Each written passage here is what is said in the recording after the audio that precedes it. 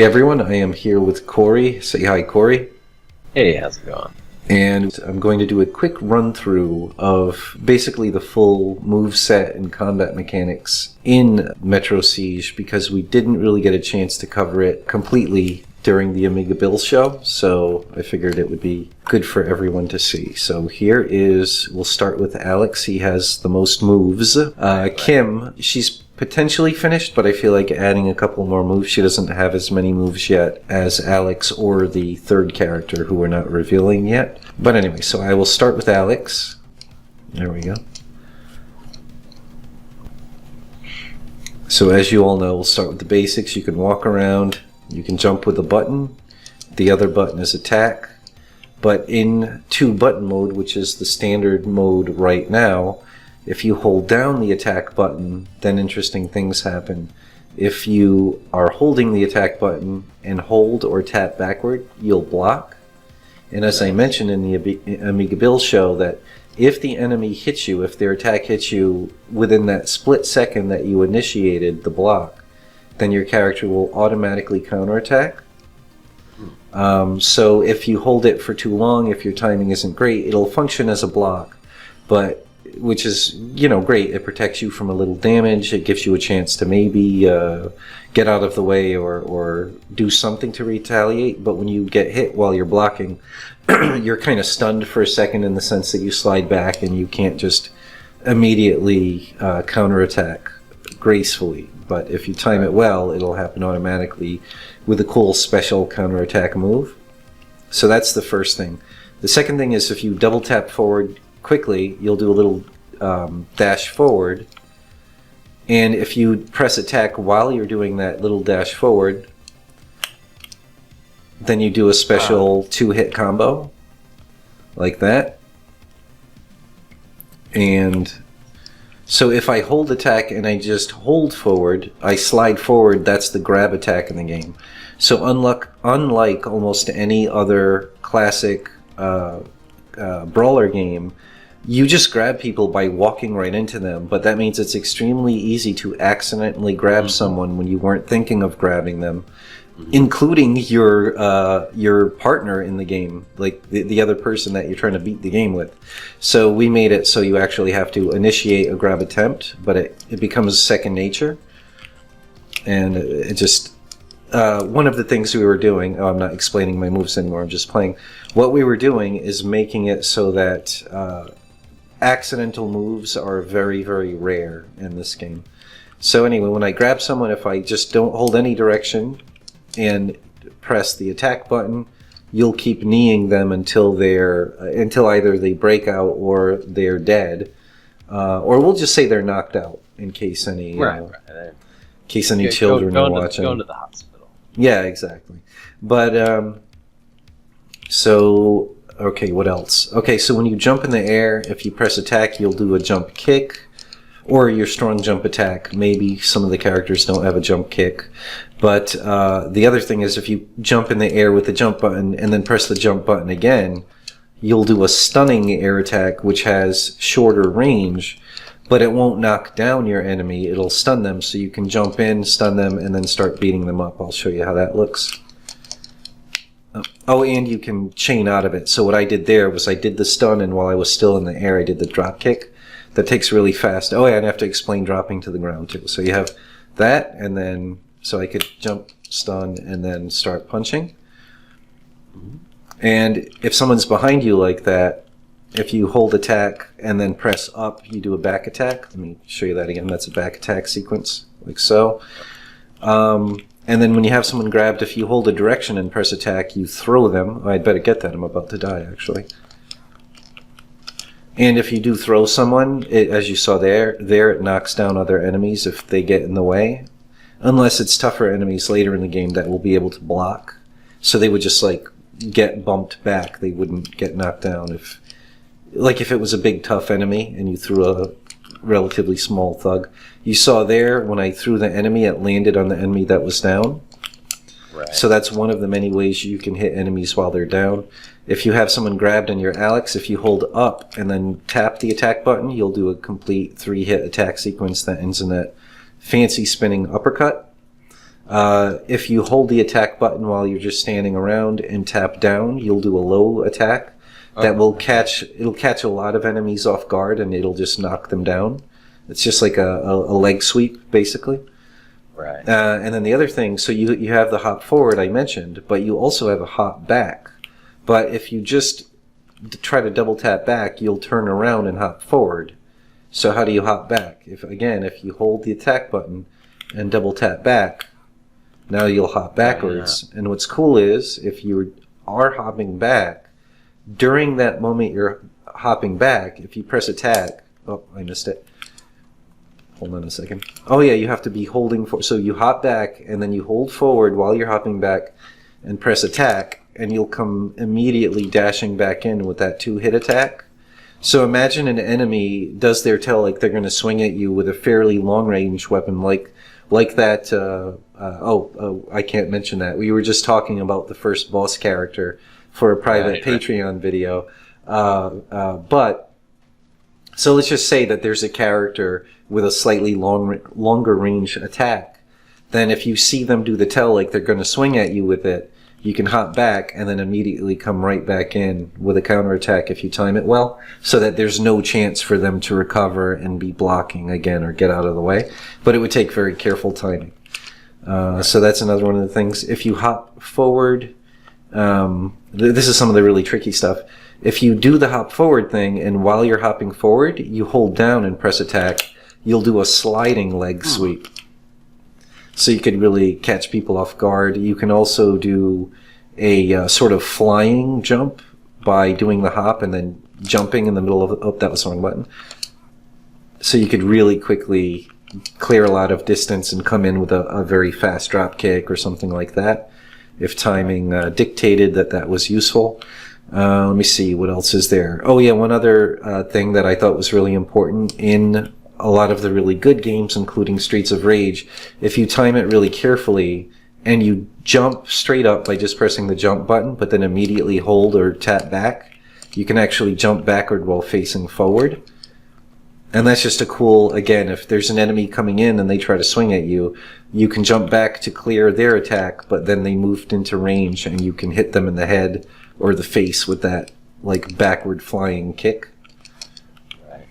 Let's see here. I need more enemies on screen, so 1 second. There we go. Alright, so let's see. Alright, so that character is down. I can jump up and then tap down twice very quickly. And that's landing on him with both knees, which does a ton of damage to the enemy, but the enemy might roll out of the way. And if they roll out of the way or get up out of the way before you land on your knees like this, which hurts you, and you're stunned for a second. So you take damage and you're stunned, so an enemy can take you out while you're vulnerable. So you have to be careful when you do that. And then the other thing is, while I'm holding him, if I hold down and press attack... Hold on 1 second. I messed that up. So I'm going to grab someone, I'm going to hold... I'm going to hold down and press attack, and I'm going to just slam them to the ground. And when someone is on the ground, if I hold attack and press down, instead of doing this leg sweep, I'm going to do a specific kick to kick someone while they're down. Right. So you could see that here. If you get close enough and you hold down and kick, then... So there's those 3 options to hurt someone while they're down. There's the... Alright, this guy's tough. Hold on a second. Oh yeah, so when I drop to the ground, that's a move that's going to be harder to do. Right now you can do it accidentally. That was me rapidly alternating, pressing both buttons to escape from his grip, which works well if you have a control pad, like a Super Nintendo or Genesis style control pad. But if you have an arcade stick, that's a little awkward, and it would be much more fun to be able to just quickly rock the actual joystick knob back and forth really quickly to break out. Right. So we're going to have an option a setting in the options menu to switch for each player which type of movement or input do you want to escape grabs like that. All right. Anyway, so what else is there? I know I'm forgetting. Oh yeah, so if you hold up and press attack while you have them grabbed, you do that sequence. I think I mentioned that already, actually. And then, oh yeah, so either holding left or right will shoulder throw the enemy in that direction. So you can always decide which way to throw if enemies are coming that other way. Oh, that's an important one. By default in this game, remember how I mentioned I really don't want people to do moves accidentally? Right. Normally in brawling games like this, if you are over a pickup item and you press attack, instead of attacking, you will grab that item.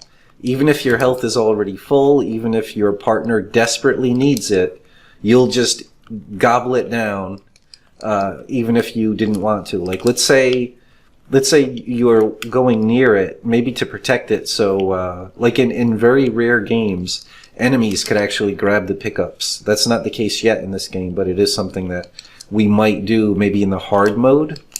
Right. Maybe then certain enemies will actually be smart enough to grab a health meter if you're trying to save it for later. So then you'd have to not only protect yourself and your partner, but you'd have to keep them away from the health pickups. But even if that weren't the case, there have been many, many occasions in Streets of Rage playing with my brother and stuff where I'm over his health meter or he's over mine, and then we're getting attacked by enemies, or we're even trying to like rescue the other player who's getting swarmed. And you just go up to that area, you press attack to jab, and you just grab the power-up. So as you can see, that's not the case by default in Metro Siege. You actually, again, so normally holding attack and pressing down will do the leg sweep there. But if you're over an item and you hold attack and press down, then you'll grab it. So it makes it much less likely that you'll accidentally do it, to help someone. And then it'll be even better in the 3-button mode for controllers that have 3 or 4 buttons. The grab type stuff is going to be separated to its own button for a grab attempt and for grabbing items. So it'll be even less likely you will just accidentally grab an item when you're just trying to jab or attack. And then let me think. I think that is pretty much it. I covered the counterattacks. Let me see. Oh yeah, so I didn't talk about that move yet where you fall. That was the last thing, I think.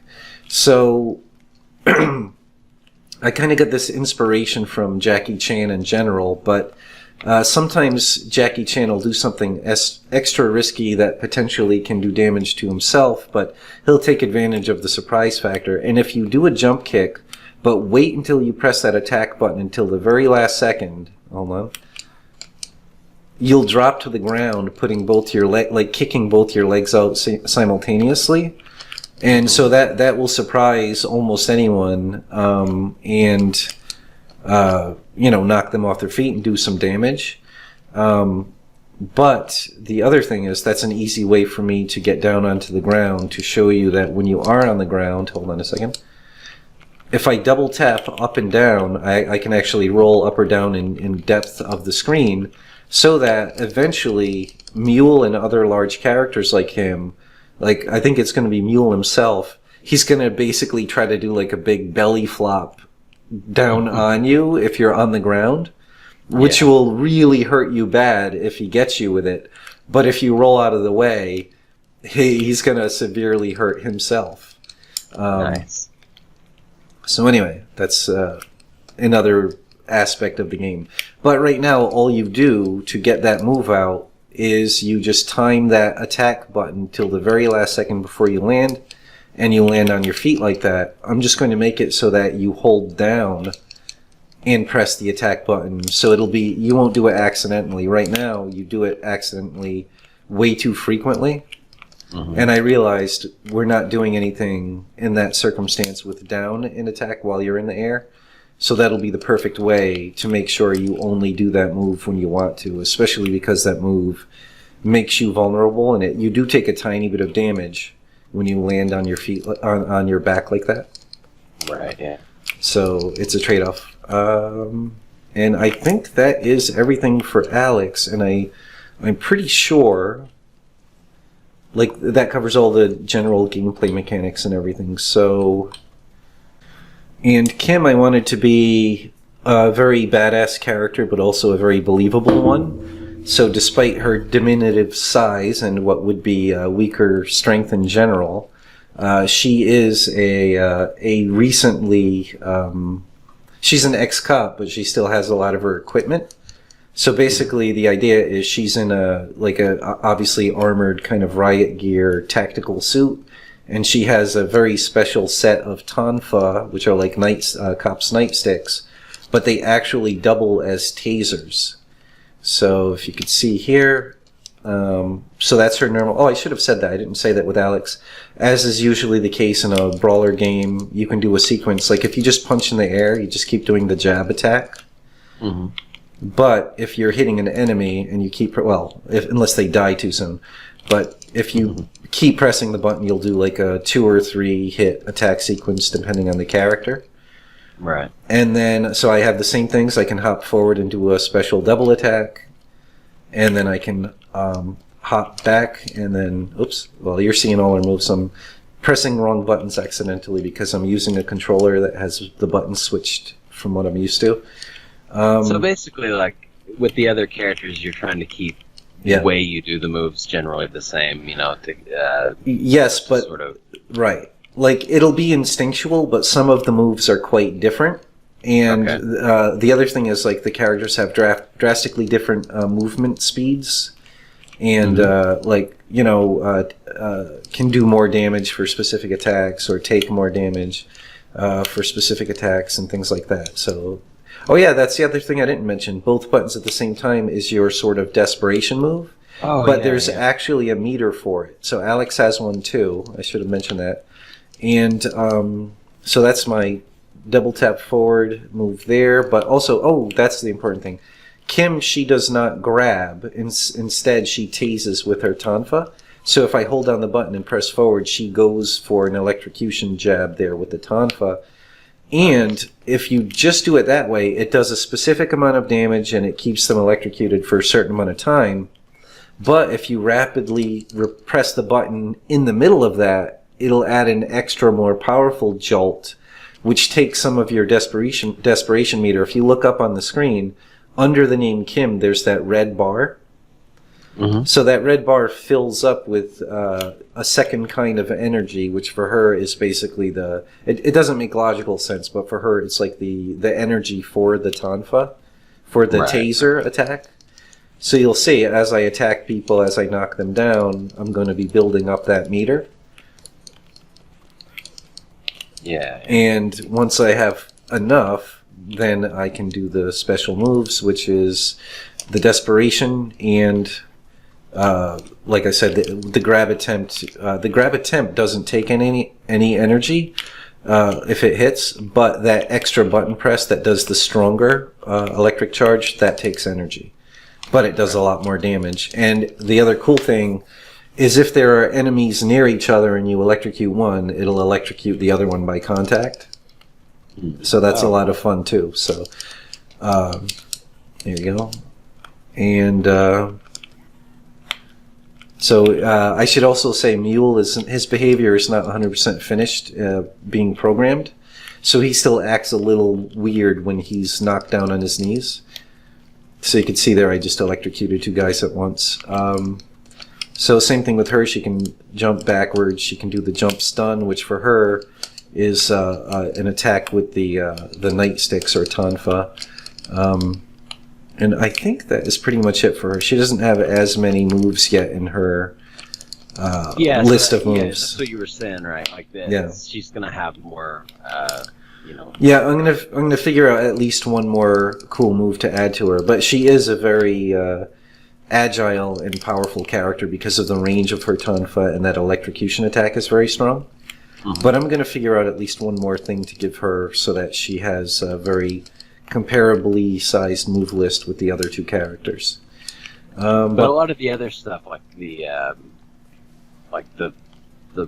rolling around on the ground and stuff, like she does those things as well. Yeah, she sure does. So she could do. Hold on a second. There we go. Oh, okay. Yeah. And so the enemies are going to have that too. So later on, if you try to do stuff like this, they might get out of the way, and then you're gonna get hurt and be dazed for a moment and be open to further attack. Yeah. Anyway, so I think that is pretty much everything.